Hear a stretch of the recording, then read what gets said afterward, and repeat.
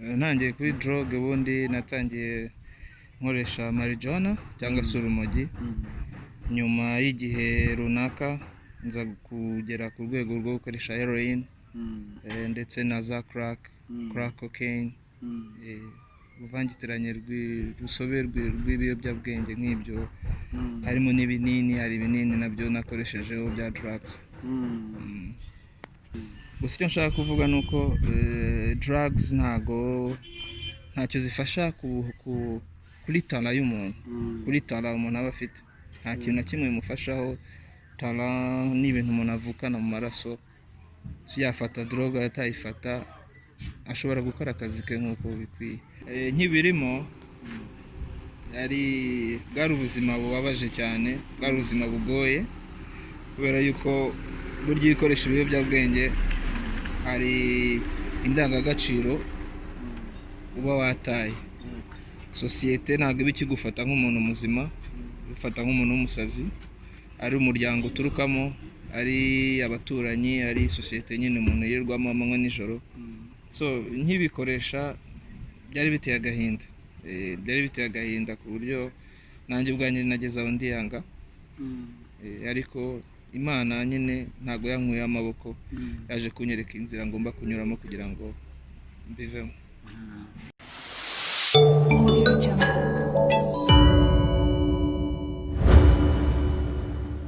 Amahoro y'Imana wakurikiye Umutako TV, amahoro y'Imana wowe wamaje kumenya ko COVID-19 ari ikintu kibi cyane muri rusange. Ibiganiro byanjye byose uzumvanzanamo COVID-19 dore ko ariyo yugarije isi yose muri rusange, ariko nkatwe abanyarwanda icyo dusabwa ni iki: ni intera ya metero, aho uri hose ambara neza agapfukamunwa, ukaraba amazi meza n'isabune. Ndinda wirinde, urinde n'isi yose muri rusange kugira ngo COVID-19 tukomeze tuyirwanya. Avuga ko nzagenda nzana benshi bajya batandukanye mu bice bitandukanye, urabizi ko ngenda ngerayo amakuru yo imara kuyamenya, yaba amakuru arimo buhamya, yaba ari abasitari tugenda tuvuga, yaba na byinshi bigiye bitandukanye biriho turabivuga. Nakuvuga ko nzajya senya bya bikuta birimo indani byihishe bibi, hanyuma namara kuharangaza tukabona ibyiza aribyo dukomeje gushishikariza buri wese hano ku isi. Nuko mubona kuri kamera z'Umutako TV murabona umuvandimwe nakiriye, ariko iryo bari tukuranzurikane nako kazogera handitse notification wakandi kugira ngo tujye dushare inkuru uhite uyibona. Uyu muvandimwe twakiriye afite ubuhamya bwinshi agiye kutugezaho, reka tumuhe ikaze. Amahoro y'Imana. Amahoro y'Imana namwe murakoze kumwe ikaze. Cyangwa ngo assalamu alaikum wa rahmatullahi wa barakatuh. Wa alaikum salam wa rahmatullahi wa barakatuh. Imyaka myinshi tutabonana bro. Imyaka myinshi kabisa. Imyaka ingahe ugereranyije? Yerekana gake ni 3. Ya myaka 3 rero ari byinshi nari nkuzima, ariko ubu ngubu sibyo nkumenyeyeho, ndetse tuganira muri no minsi hari byinshi wanganirije, ndavuga ati kuki Umutako TV abakunzi bawo utabibasangize. Niyo mpamvu nakwakiriye ndagira ngo utangire noneho wibwira abantu badukurikiye. Amazina yanjye nitwa Byabagabo Habib, nkaba nzwi ku izina ry'ubuhanzi rya Ruthless Inc. Aba ndi umuraperi kandi nkora n'ibintu bya tatuwaje. Ariko ibyo ngibyo birimo ibintu byinshi bigiye bitandukanye. Uri umwe muntu uzwiho nanone kuba arakoreshaga drogue zigiye zitandukanye, nibyo cyangwa nakubeshye? Oya, nibyo kabisa, nakoresheje drogue igihe kinini kandi drogue zikomeye. Niyo mpamvu nakuzanye kugira ngo uganize abakuze Umutako n'abamara kutubona. Hari inyigisho wagiye kukwigiraho nk'uko abatuzana babigiraho byinshi, bagahinduka bakava mu biyobe bakagera mu nzira nziza. Dutangiriye kuri izo drogue wakoreshaga ni nk'izihe? Ese wagiye kuzireka bigenze gute? Ntangiye kuri drogue ubundi natangiye nkoresha marijuana cyangwa se urumogi, nyuma y'igihe runaka nza kugera ku rwego rwo gukoresha heroin ndetse na za crack cocaine, uruvangitiranye rw'urusobe rw'ibiyobyabwenge nk'ibyo, harimo n'ibinini, hari ibinini nabyo nakoreshejeho bya drugs. Ibintu waje kubireka ute? Yajya gusangiza abadukurikiye impamvu wabiretse byatewe n'iki kugira ngo bireke muri rusange? Urabona ubundi iyo umuntu agiye kunywa ibiyobyabwenge kenshi ni inzira anyuramo, nabyita ko abikora mu kigare. Njyewe nabigiyemo ari ikigare, nshutswe n'urundi rubyiruko bagenzi banjye, ntangira nyine navuye ko natangiye ku rumogi, bigeraho nza guhura n'abakoresha heroin, nisanga nabwo narageze mu rwego rwo gukoresha heroin. Ariko burya igihe kiragera bitewe n'uko hari aho umuntu agera akiyanga, akumva ntabwo akifitiye icyizere, ndetse na sosiyete abamo nayo ubwayo yamukwiye icyizere. So byaje kugera numva ko igihe kigeze cy'uko ngomba guhinduka, ariko ntabwo byari byoroshye. So naje kujya muri rehabilitation, nyuramo muri rehab. So ngeze muri rehab nyine baramfasha, nganira n'abapsychologist, bampa imiti bigabanya mu maraso, kugeza ubwo nyine nongeye mba umuntu muzima udakoresha ibiyobyabwenge. Muri rusange hashize wenda udusangije ubiretse nk'igihe kingana iki, usangiza abadukurikiye hanyuma nkubaze n'ibindi. Uyu mwaka ni uwa kabiri, ni umwaka wa kabiri mbiretse, kuko nabiretse 2018 mu kwezi kwa 12. Ukibirimo dusangize, wumvaga umeze ute muri rusange, wifiringaga gute, mbese usangize ku magambo arambuye. Nkibirimo bwari ubuzima bubabaje cyane, bwari ubuzima bugoye, kubera yuko burya iyo ukoresha ibiyobyabwenge hari indangagaciro uba wataye. Sosiyete ntabwo iba ikigufata nk'umuntu muzima, ifata nk'umuntu w'umusazi, ari umuryango uturukamo, ari abaturanyi, ari sosiyete nyine umuntu yirirwamo amanywa nijoro. So nkibikoresha byari biteye agahinda, ku buryo nanjye ubwanjye nageze aho ndiyanga. Ariko Imana nyine ntabwo yankuye amaboko, yaje kunyereka inzira ngomba kunyuramo kugira ngo mbivemo. Wabivuyemo, nanjye igihe najyaga nkubona nabonaga isura nkibaza nimba uri umuntu, bikanyobera. Gusa iyo ubona umuntu umusabira kuwiteka guhinduka, byabe byiza warabiretse, Imana ishimwe. Hanyuma za nshuti mwahuriraga muri bya biyobyabwenge, muracyari kumwe cyangwa waje kwitandukanya nabo? Birumvikana ko twatandukanye, kuko ngo iyo uziritse ihene, ihene mbi ntawe izirikaho inziza.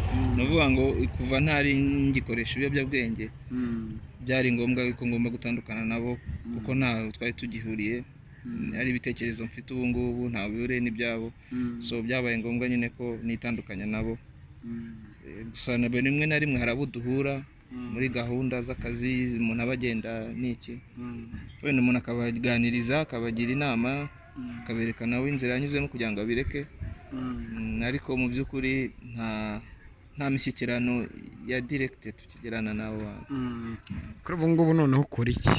Ufite akahe kazi muri ino minsi mukora, cyangwa uri aho ngaho nta kazi ufite? Ubundi nkinabikoresha nari mfite akazi.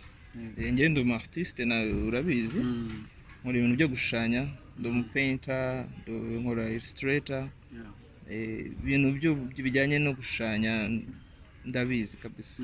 So ubu ngubu ndi gukora muri UNM, wisenga n'imanzi. Hari projet ibintu bya clinical psychologist. So niho ndi gukorera ubu ngubu, ariko ndi gukora art nyine, ibintu byajyanye no gushushanya.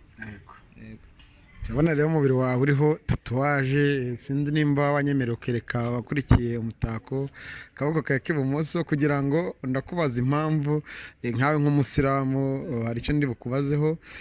Mu minsi mike turazana na shehe hano mu kiganiro, nawe tuzaganire nawe tumubaze byinshi bigiye bitandukanye, ndagira ngo bibereke hanyuma mbikubazeho. Byerekeye hariya abantu badukurikiye, ni tatuwaje ivuye ahagana yo, zamura nta kibazo tu, nimba naho ngaho ivuye aho ngaho hose zirahari. Kuri nk'umusilamu tatuwaje iremewe? Ku bumenyi mfite tatuwaje ntabwo yemewe mu Busilamu. kuri ubu ngubu wicuza iki ko nzi ko wabishyizeho ukiri mu buyobe? wicuza iki kubona warishyizeho tatuwaje kandi uzi ko mu idini rya isilamu nkaho usari 5 ku munsi ubizi?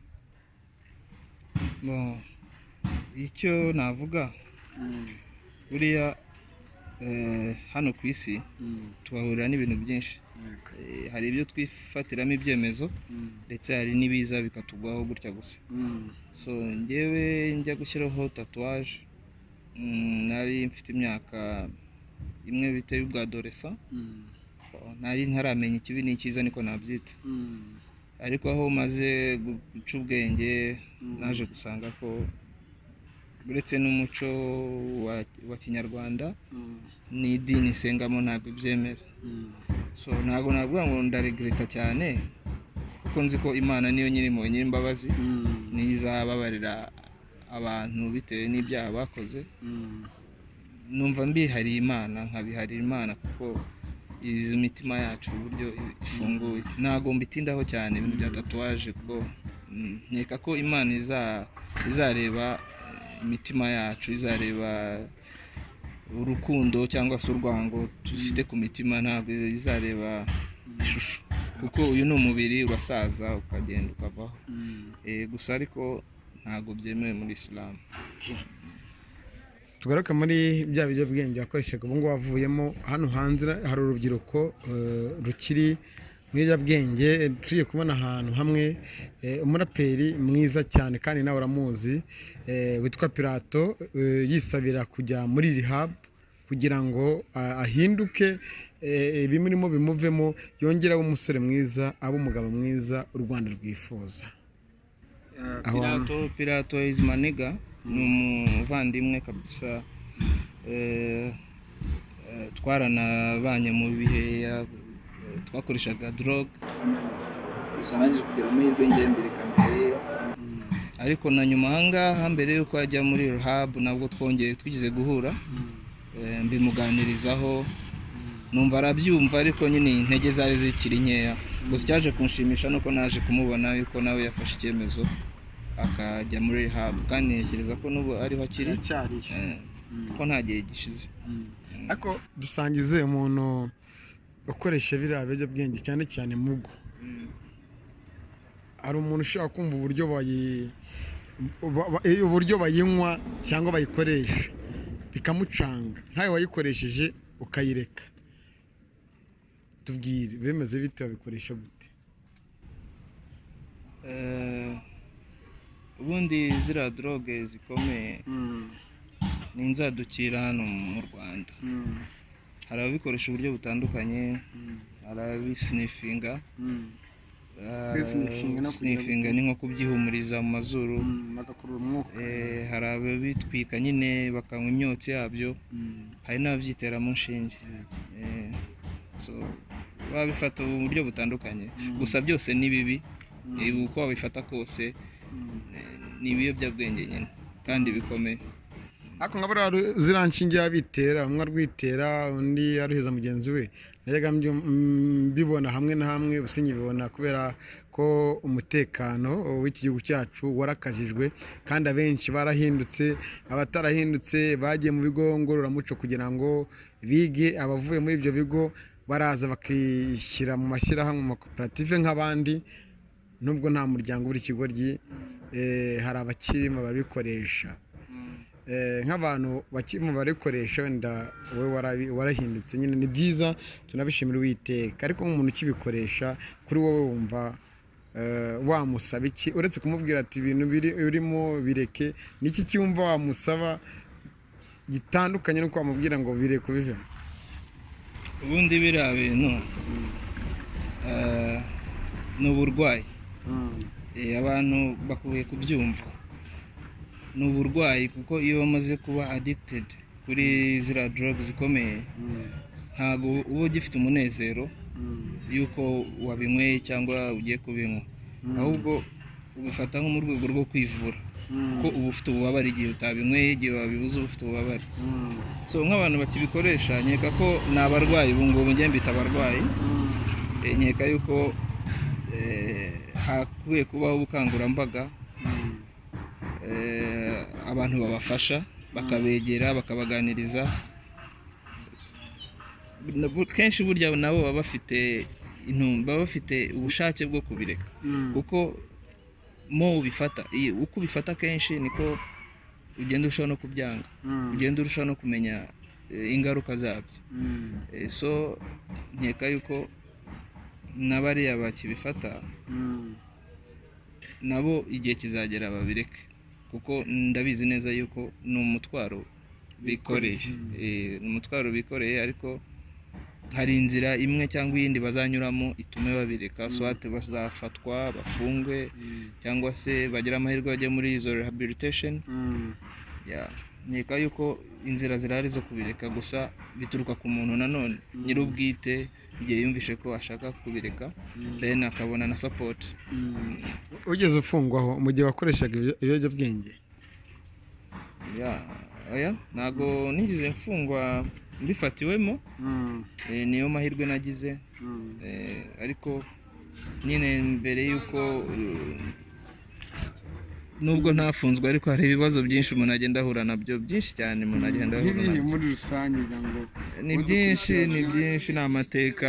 Ubu nabivuyemo, wenda ntago byinshi sinanabyibuka, ariko ntago umuntu aba atekanye muri we.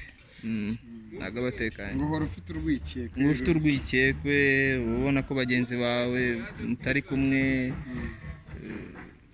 Ni byinshi bibi pe, ni byinshi cyane. Nta mahoro ari muri drugs. Turimo turasatira wenda umusozo. Hari umusore wazanye trap cyangwa kino Trump, arakundwa cyane bigeraho ahantu hose haza sirenga ivuga ngo ni twebwe ni mwebwe. Uyu uramuvugaho iki Bushari? Ku nshuro ya mbere arafunzwe, ku nshuro ya kabiri arafunzwe kubera drogue, kandi yari raperi mwiza, ariko ugasanga arimo arakoresha ibiyobyabwenge. We Bushari muvugaho iki? Ese n'icyo ubona yari agakwiye gukora mu gihe yari afite amahirwe yo kuba yaratangiye kuzamuka mu njyana ya kino Trap? Wenda ntabwo hita ninjira cyane muri life ye, kuko ntabwo nkunda kwinjira mu buzima bw'abantu cyane. Ariko si nawe wenyine ubikoresha, umuraperi. Abaraperi benshi barabikoresha, tureke n'abaraperi n'abahanzi genda bazi babikoresha. Ariko wenda yagize amahirwe we abifatirwamo, biramenyekana nk'uko n'undi wese byamubaho. Gusa icyo nshaka kuvuga ni uko drugs ntacyo zifasha kuri tala y'umuntu, kuri tala umuntu aba afite. Nta kintu na kimwe bimufashaho. Tala ni ibintu umuntu avukana mu maraso. Yafata drogue atayifata, ashobora gukora akazi ke nk'uko bikwiye. Gusa ku kibazo warumbaje cy'umuvandimwe cyo, Imana imworohereze nawe azabireke tu. Abe umuhanzi mwiza kandi w'icyitegererezo. Bizamufasha, kuko iyo uri public figure nka kuriya biba bisaba kugira n'imyitwarire myiza, kugira ngo n'aba bandi h'urugero cyangwa se babandi ha message nabo babashe kubona ko nyine uri umuntu w'icyitegererezo. Turashoje. Indirimbo wumva ishobora gutanga ubutumwa bwiza bwubaka society nyarwanda cyangwa bwubaka isi yose muri rusange, ni indirimbo ziba zimeze gute? Njyewe ndi umuraperi, numva navuga hip hop n'ubundi, kuko hip hop kugeza ubu ngubu nizo, uretse ko wenda badeviye, abaraperi baradeviye, ubu ntabwo bakiririmba hip hop nyayo, hip hop y'ubutumwa. Ariko mu by'ukuri njyana ya hip hop niyo ishobora kuba nahitamo nkavuga ni ngiyi yahindura abantu. Uko hip hop ngo muvuga ibiriho, ntabwo munyura ku ruhande, muvuga ibyo ni ukuvuga ibiriho, ni ukuvuga ubuzima bwacu bwa buri munsi, tuvuga ukuri tu. Abanyameruka muri ya ndirimbo yakunzwe cyane, ntabwo nyibuka, ariko najyaga nkunda kuyumva cyane, nubwo igihe gishize ari kirekire nk'amasegonda 30, nk'umuraperi twaguha umwanya ugashyiramo hanyuma tugahita dusoza. tukazongera kugushaka tukaganira nawe, dore ko iyi TV Umutako TV utatse ibyiza, utatswe n'abeza, tunyuze ibiganiro bitandukanye bifite igihugu akamaro, urubyiruko akamaro, ndetse n'isi yose muri rusange. njye n'amashuri yanjye nzi gusoma no kwandika, njye n'amashuri yanjye ntacyo ntazi gukora, njye n'amashuri yanjye nzigirira akamaro, njye n'amashuri yanjye nkagirire n'igihugu. njye n'amashuri yanjye nzigira akamaro, njye n'amashuri yanjye nyagirire n'igihugu. ni indirimbo irimo ubutumwa, uramutse uyumvishe yagufasha. ari YouTube wayisangaho? Kuri YouTube channel zirahari indirimbo, bashaka kujyaho bakandikaho Home is the best. Home is the best. hariho indirimbo zanjye zose bazibona, bagakanda subscribe, like, share na comment. N'ibisanzwe. Turagushimiye cyane kandi Uwiteka akomeza kugaragire mu byiza ndetse no mu byifuzo byawe no mu byo usaba, Uwiteka azabigufashemo. Tuvuga ngo twirinde ibiyobyabwenge kuko urubyiruko n'imbaraga z'igihugu zubaka kandi zihuse. Murakoze cyane. Namwe murakoze cyane. Murakoze namwe mwese mwari mudukurikiye ku Mutako TV. Nimba turakanda subscribe kandi like, share na comment, ibiganiro bisangiza abandi, hanyuma dukomeze twubake u Rwanda rwiza twifuza. Nitwa Isiyaka Manager, amahoro y'Imana akomeza abane nawe. Kurikira ikiganiro cyo gukurikira iki.